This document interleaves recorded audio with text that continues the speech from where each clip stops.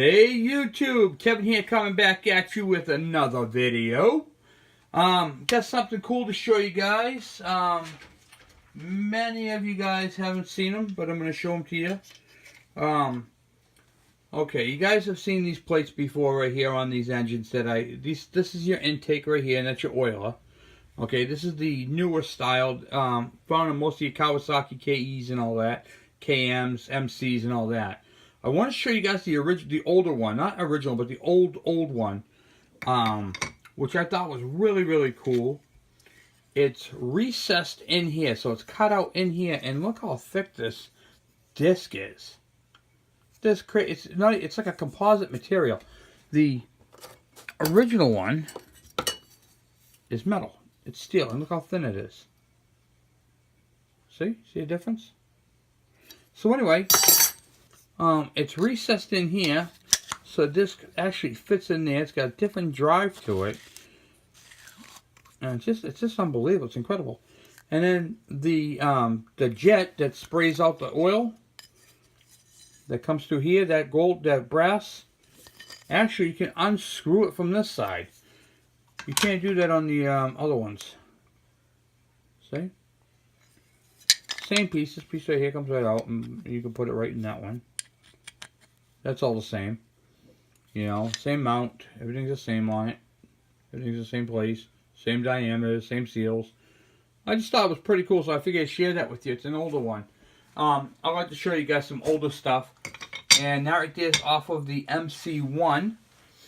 So, okay, so on the purpose of this video tonight, I just wanted to do a quick video on this particular carburetor. Because I know I have a lot of people, a lot of you guys are out there going, okay, well, Kevin, I have a 1981. And mine doesn't have that Mikuni carburetor. Should I replace it? Well, if you get a chance to, yes. Put a Mikuni on it. This is, I call the square body. Okay, I mean, it's squared off, you know. And the Mikunis are, this is a junk one here. I'll show you. This one's kind of rounded, you know what I mean? So I'll do a comparison side by side. See? Mikuni and Teikei. Okay? They're basically the same designs. You know, they got the two, what do you call it there? Fittings in the bottom for their rubber piece.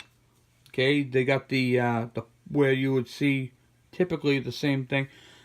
I don't know if there's another if this carburetor was on another bike.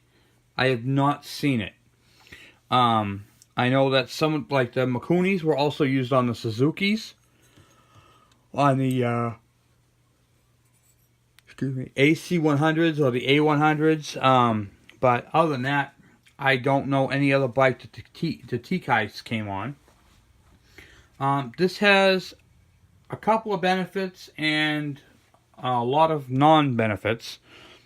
The Mikuni carburetor, you can hear this one? I think you can hear that or not. That's water in there. Okay. One of the pontoons has a hole in it. Right there. Okay. And fuel got into it. Weighs it down. And then this carburetor was leaking. Alright. Junk. The Teikeis have these ones. It's like a neoprene type material. Composite material. It's a, you know, they're like plastic. But these are not hollow. They're solid. And they're nice pontoons. They float. And they do a very well job. Very well built. Those right there are going to outlast the brass ones every day of the week. Okay. Excuse me. Sorry. So, you can't get... The benefits to this is the floats. Realistically, that's pretty much it. Your throttle cables are the same going into the carburetor, so if you want to switch them out, you can. And a lot of people don't know what the adjustments are. Where they are. You know, I looked at my carburetor, can't find the adjustment. Same thing as the Mikunis. Okay, this one here was out in the front. Let's see if I have another one I can show you real quick.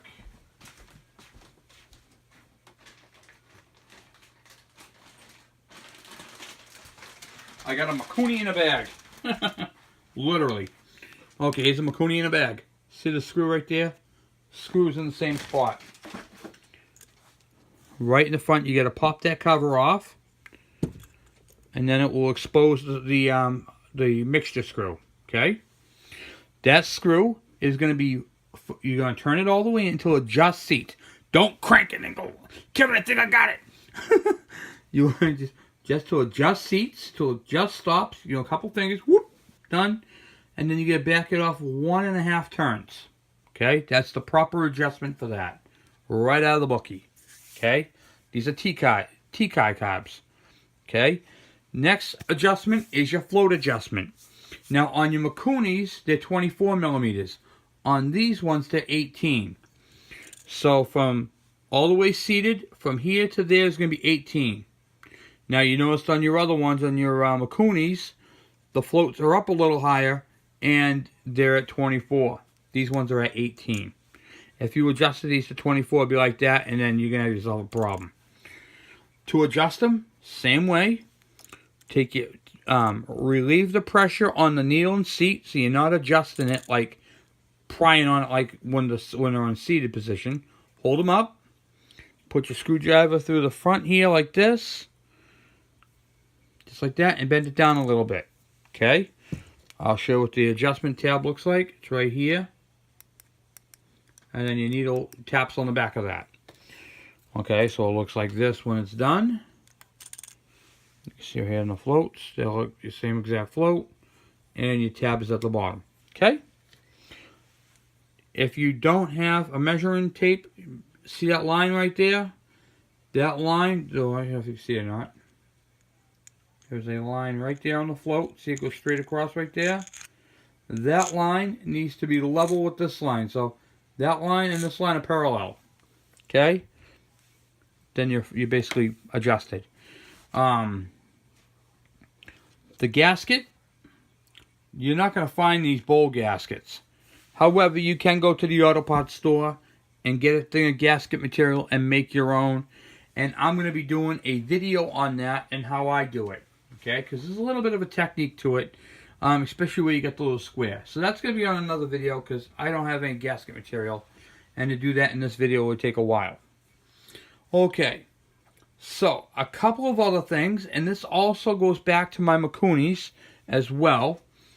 There is a jet right here on the bottom of the bowl. Right there. You want to make sure. Now, see how nice and clean this bowl is? I did this on purpose. I wanted to show you guys this. This is done on purpose. I cleaned this carburetor, and I didn't clean that one part to show you guys. So for this demonstration, because this is very well overlooked, okay? The jets in the bowls are very well overlooked, and it's the same one on the Mikunis. Your Mikuni has one. Right there, it uses this hole right here. Not this one. This one's a dummy. See, it's blocked off. This one right here is used, and there's a jet in there. So, I'm going to show you this. This jet right here is plugged, and I'm going to show you. So I'm going to take some water.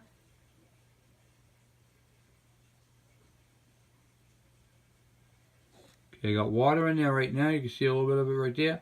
See how nothing's coming out that jet?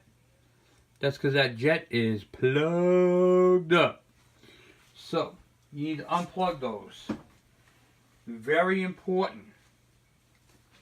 Also, too, same thing with the Mikunis. There's a little jet in the front, little air jet right in the front there. Okay, you want to make sure you can blast carburetor cleaner right through that. On the Mikunis, right there's where the screw would be. Let me get that carburetor in a bag. Let me get that. I'll show you. Okay, got the carburetor in a bag.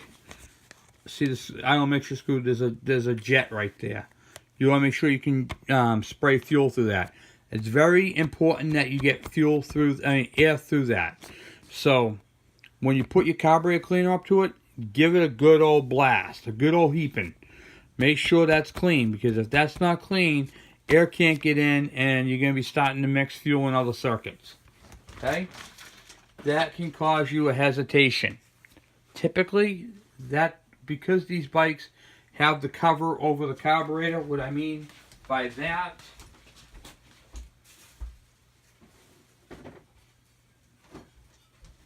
is this cover right here. Yours will probably be this color or black. Over the carburetor, they're pretty well protected. However, they still do get dirty. So if you have a dirty Dan or a dirty carburetor, however you want to put it, make sure you blow those out when you clean your carburetor. So your jet and your bowl on either carburetor, and your jet in the front on either carburetor. Now, if you have a carburetor, I'm going to go over this one more time. If you have a carburetor and it has this little plug, you're going to have to remove that plug so you can adjust that screw. Okay? That screw, like I said before, is going to go from all the way in to 1.5 out. The floats are at 18. And that's pretty much all you can do with this carburetor. Make sure you clean the jets. Okay? Factory, the jets are an 82, and the pilot one is a 38, I believe it is. Yes. Okay. So this main jet right here is an 82, and the pilot jet right below it is a 38. The alternative to that, if you wanted to lean out the bike a little bit more, which I do not recommend, you can put an 80 if you can find one, and a 30 in that one. A 36, I'm sorry. So an 80 or a 36 if you want to change the jets to a leaner. I'd rather have it run rich than lean. Trust me, lean, you'll burn a hole through your piston. Rich, not so much. You can see I took a piston out of that, you can see it's got skirt damage. Okay, you can see it's all just really just beat. This came out of that MC1 there. My son was taking apart, my old 4-year-old. So, tired. Late nights, guys, late nights. So anyway, that's pretty much it. And the needle and seats are, none of these parts are interchangeable with the Makunis. So if you need a needle and seat, I suggest you buy a gun kit, a 22 gun kit, and you can use the brass brushes in there and the cleaners and stuff to buff the needle and buff the seat. The seat right here. Put it in here. That's the seat. Okay, and try it. Basically what I do, and you want to check, if you want to check your float and make sure it's working properly, okay, and it's kind of I wouldn't say dangerous, but you know, you got to be careful, okay? What you're going to do is you're going to hook your fuel line up to your carburetor without this being on. So put your tank's on the bike, you hook your fuel line up, and you squeeze, not squeeze it, but you put a little bit of pressure so the float is level. Okay, and it just starts to compress the pin. Hold it there. With your other hand, turn the fuel on. If you still have fuel dripping out of the needle and seat, you need to replace it. That's the sure way of testing them, because these are regular solid tips. Okay, if they were a rubber tip, let me see if I can find one of those. A rubber tip would look like this. If you can see that right there, I put on my finger. See the two different types of tips. One's a metal tip, one's the rubber tip. The rubber tips seal a lot better. But very hard to find a rubber tip for this carburetor because you can't find parts for this carburetor. Which makes this carburetor right here a thumbs down. If you could get the carburetor kit for it, it'd be a thumbs up. And I'm asking you guys to do me a big, huge favor. If you guys happen to come across the carburetor kit, could you please let me know what the number is? I personally have been dealing with these bikes for many, many, many years, and have not been able to find a carburetor kit for this carburetor. It's been very difficult. So it is a good carburetor. You can see how clean this one is. I got a few of these. Got a box of them. Okay, the chokes are the same. Everything works on them. You know, they're really good carburetors. Same bore. You know, same socket on the back. You know, where it mounts. Everything is in the same spot, and they work really, really good. However, you can't rebuild these things. There's no kit for them. It makes it very, very difficult to deal with. So, once again, thank you guys for watching. Please subscribe. If you have any questions or comments, by all means, please send them my way. And, you know, definitely just, you know, if you have one of these, that doesn't mean it's junk, okay? That means it's a, what do you call it there? That means that, what was I saying? I'm so tired, guys.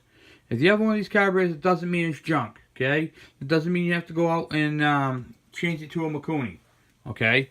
You can if you'd like, but these are really good, reliable carburetors. And when they're on the bike and you get the bike running right and you winterize it in the winter and then you run good quality fuel through it and, you know, maintain them, keep your covers on, keep the grommets clean, make sure it's got grommets on it, don't put electrical tape all over it, you know, to block off a hole, you know, fix it right.